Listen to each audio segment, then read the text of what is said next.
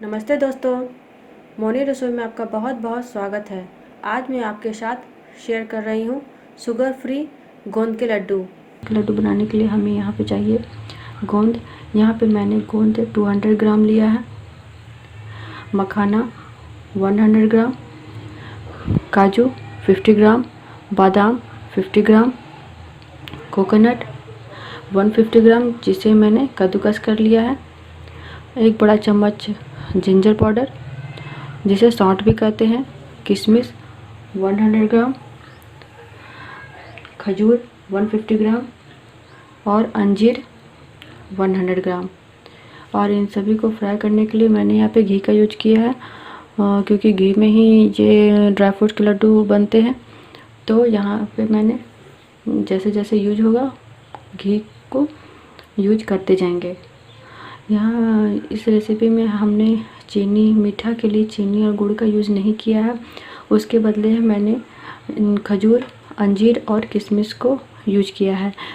तो अपने मीठे के अनुसार इसमें आप अपने स्वाद के अनुसार कम या ज़्यादा कर सकती हैं। तो चलिए अब हम बनाना शुरू करते हैं। गोंद के लड्डू बनाने के लिए सबसे पहले कढ़ाई को गरम करेंगे। जब कढ़ाई गरम हो जाए तब इसमें हम 3 बड़े चम्मच देसी घी ऐड करेंगे। घी को हमें मीडियम फ्लेम पर गरम करना है। घी जब गरम हो जाए तो इसमें हम सबसे पहले गोंद को फ्राई करेंगे। यहाँ पर हमने 200 ग्राम गोंद लिया है। इस गोंद को हमें एक साथ फ्राई नहीं करना है, थोड़ा थोड़ा करके हमें फ्राई करना है। गोंद को हमें लो फ्लेम पर फ्राई करना है। गोंद को फ्राई करते समय इसी तरह से बराबर चलाते हुए हमें फ्राई करना है। गोंद को जब भी हम घी में डालते हैं तो वह तुरंत ही पॉपकॉर्न की तरह फूलने लगता है। गोंद को फ्राई करते समय इसमें से चटकने की आवाज़ भी आती है, और जब गोंद अच्छे से फ्राई हो जाता है तो इससे चटकने की आवाज़ आना बंद हो जाती है। तो यही पहचान है गोंद के अच्छे से फ्राई होने का। गोंद के लड्डू को सर्दियों में बनाया जाता है क्योंकि ये शरीर को गर्म रखता है। गोंद के लड्डू खाने से कफ, कोल्ड, ठंड से जुड़ी जितनी भी बीमारियां होती हैं वो सभी दूर हो जाती हैं। इसके खाने से नर्वस सिस्टम स्ट्रांग होते हैं, बॉडी की इम्यूनिटी पावर भी बढ़ती है। ब्रेस्ट फीड कराने वाली मदर को गोंद के लड्डू बहुत ही फायदेमंद होते हैं। अब आप देख सकते हैं कि गोंद हमारा फ्राई हो चुका है और अब इसमें से हमें चटकने की आवाज़ भी सुनाई नहीं दे रही है। अब इसे हम तुरंत ही स्ट्रेनर में ट्रांसफ़र कर लेते हैं। फ्राई किए हुए गोंद को इसी तरह से स्ट्रेनर का यूज करना चाहिए, जिससे गोंद में जो एब्जॉर्ब एक्स्ट्रा घी जो कर लिया है वह निकल जाए। और अब इसे हम एक प्लेट में रख लेते हैं और इसी तरह से हम सारे गोंद को लो मीडियम फ्लेम पर फ्राई कर लेंगे।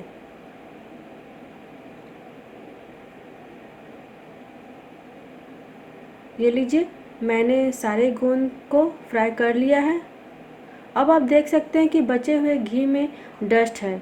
इसे निकाल कर कढ़ाई को साफ़ कर लें ताकि ये डस्ट हमारे लड्डू के स्वाद को ख़राब ना कर दे। तो ये लीजिए, मैंने कढ़ाई को साफ़ कर लिया है। अब इसमें हम ऐड करेंगे 1 बड़ा चम्मच घी। लो फ्लेम पर मेल्ट होने के बाद अब इसमें हम ऐड करेंगे 50 ग्राम बादाम और 50 ग्राम काजू। बादाम और काजू को हमें लो फ्लेम पर फ्राई करना है। बादाम के खाने से हार्ट से रिलेटेड जितनी भी बीमारियां होती हैं वह कम होती हैं। डायबिटीज़ से भी लड़ने में मदद होती है। चेहरे पर ग्लो आता है, मसल्स स्ट्रांग होते हैं, दिमाग तेज होता है। बादाम की तरह ही काजू भी बहुत ही गुणकारी है। काजू के खाने से शरीर में एनर्जी आती है। काजू प्रोटीन का अच्छा सोर्स है। काजू बोन्स को स्ट्रॉन्ग करता है, चेहरे पर ग्लो लाता है। काजू से डाइजेस्टिव सिस्टम स्ट्रांग होता है। काजू बादाम को 1.5 से 2 मिनट के लिए हमें लो फ्लेम पर फ्राई करना है।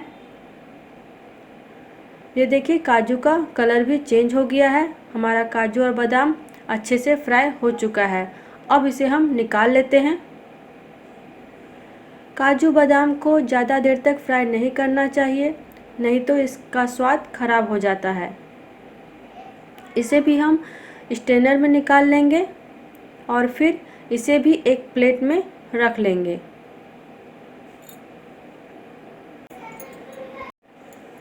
अब इसमें हम फ्राई करेंगे किशमिश। यहाँ पे मैंने 100 ग्राम किशमिश लिया है। किशमिश को भूनते समय गैस का फ्लेम लो रखेंगे।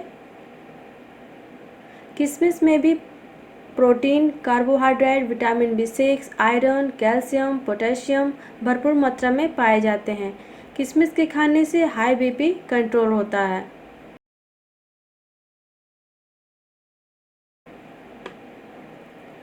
एक मिनट हो गया है, किशमिश अच्छे से भुन चुका है। इसे भी हम स्ट्रेनर में निकाल लेते हैं और कुछ देर इसी तरह रख के इसे एक प्लेट में रख लेंगे।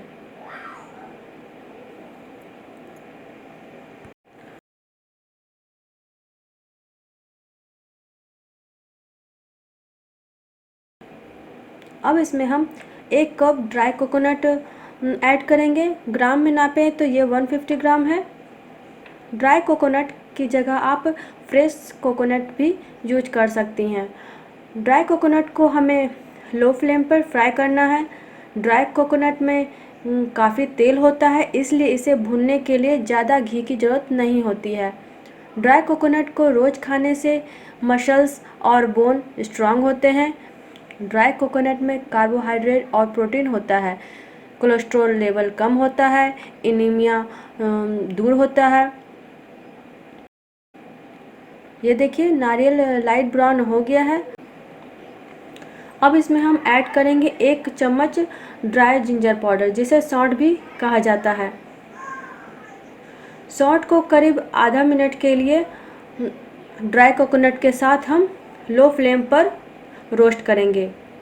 दोस्तों, सौंठ गठिया और जोड़ों के दर्द के लिए बहुत ही उपयोगी होता है। सौंठ में एंटीऑक्सीडेंट होने के कारण यह कैंसर से भी बचाता है। सौंठ से गले का कफ भी दूर हो जाता है। सौंठ को मैंने नारियल के साथ अच्छे से रोस्ट कर लिया है। अब इसे भी हम एक प्लेट में निकाल लेते हैं।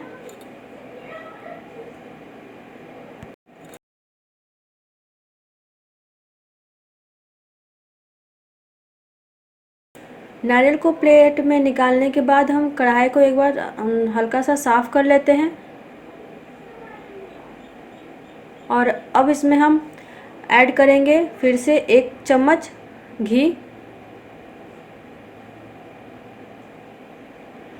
घी को लो फ्लेम पर मेल्ट होने के बाद अब इसमें हम ऐड करेंगे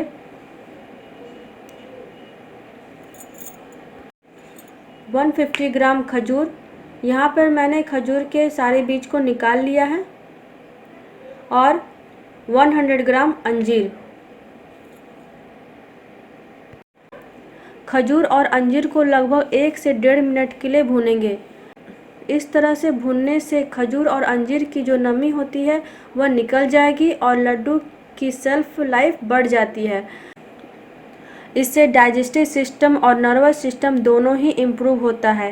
वेट को कम करने में भी अंजीर हेल्पफुल रहता है। अस्थमा के पेशेंट को भी यह बहुत फ़ायदा करता है। अंजीर और खजूर अच्छे से भून चुके हैं। इसे अब मैं एक प्लेट में निकाल लेती हूँ।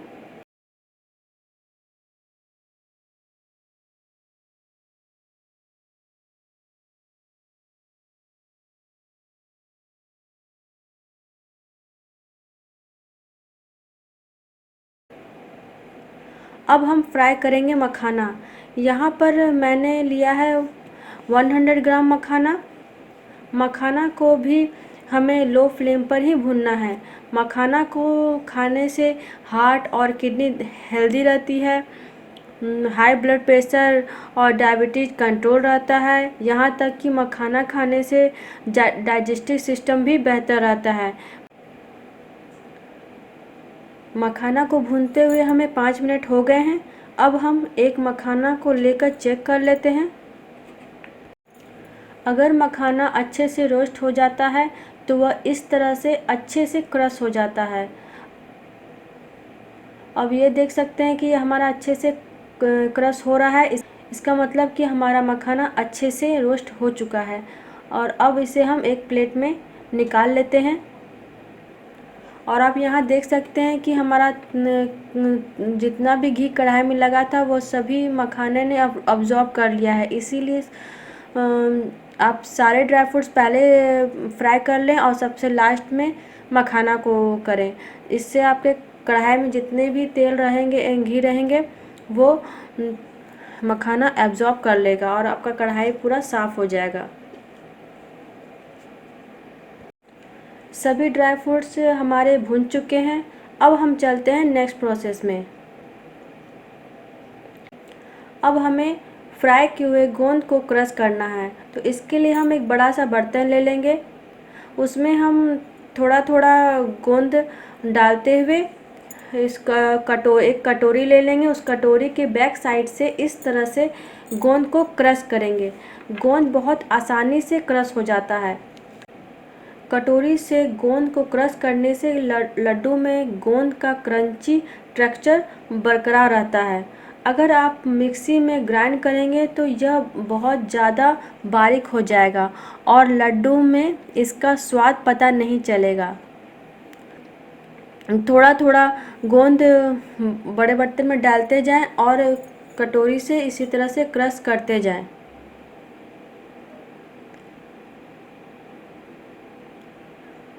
तो ये देखिए, कटोरी की मदद से मैंने सारा गोंद क्रश कर लिया है। अब इसे हम साइड में रख देते हैं। और अब हम बादाम, काजू और मखाना को क्रश करेंगे। तो क्रश करने के लिए हम लेंगे एक ब्लेंडिंग जार। सबसे पहले हम मखाना को क्रश कर लेते हैं। मखाना को हमें दरदरा क्रश करना है। इसके लिए हमें मिक्सी को कुछ सेकंड के लिए चलाना होता है, क्योंकि मखाना जल्दी से क्रश हो जाता है। और आप देख सकते हैं कि मखाना हमारा दरदरा क्रश हो गया है। इसे अब क्रश किए हुए मखाना को एक मिक्सिंग बाउल में डाल देते हैं और इसी तरह से हम सारे मखाने को भी क्रश कर लेते हैं।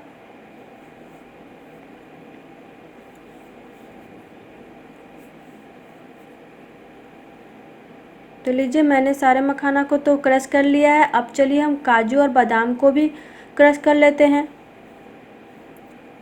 काजू बादाम को भी हमें दरदरा पीसना है। ये देखिए, काजू बादाम हमारा पिस गया है। इसे भी हम मिक्सिंग बाउल में डाल लेते हैं।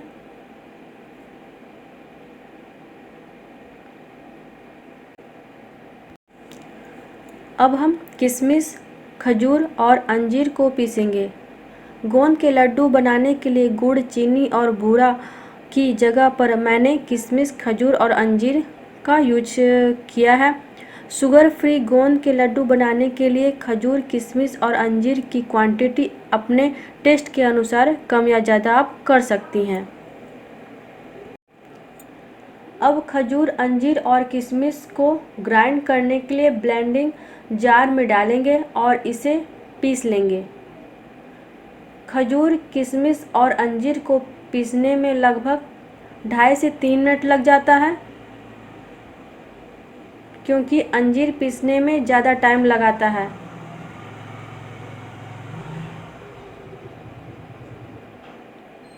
तीन मिनट में अंजीर, खजूर और किशमिश का पेस्ट बनकर बिल्कुल तैयार है। अब इन सभी सामान को हम इस बॉल में डाल लेते हैं। अंजीर, खजूर और किशमिश का बहुत सारा पेस्ट जार में लगा हुआ है। इसलिए इसमें हम रोस्ट किया हुआ नारियल को पीसेंगे। नारियल को भी हमें दरदरा पीसना है। नारियल को ग्राइंड करने के बाद इसे भी हम मिक्सिंग बाउल में डाल देते हैं।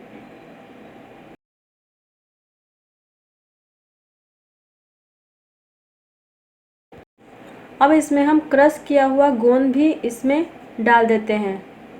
अब गोंद के लड्डू बनाने के लिए सारे इंग्रेडिएंट को अच्छे से मिलाना है। शुगर फ्री गोंद का एक लड्डू ही पूरा दिन हमें एनर्जेटिक रखने के लिए सफिशिएंट है।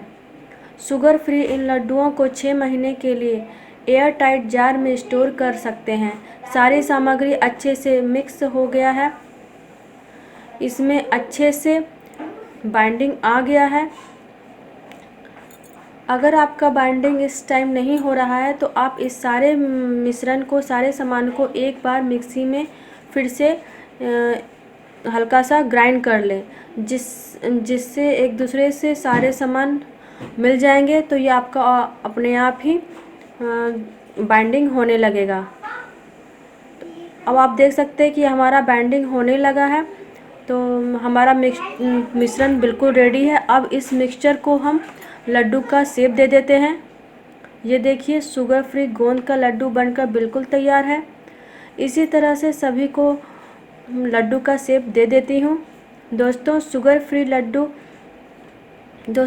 फ्री गोंद के लड्डू को एक बार ज़रूर ट्राई करें। अगर आपको मेरा वीडियो पसंद आया हो तो मेरे वीडियो को लाइक, शेयर और मेरे चैनल को सब्सक्राइब करना ना भूलें और कमेंट करके ज़रूर बताएं कि आपको मेरी रेसिपी कैसी लगी। तो फिर मिलते हैं नेक्स्ट रेसिपी के साथ। Good bye.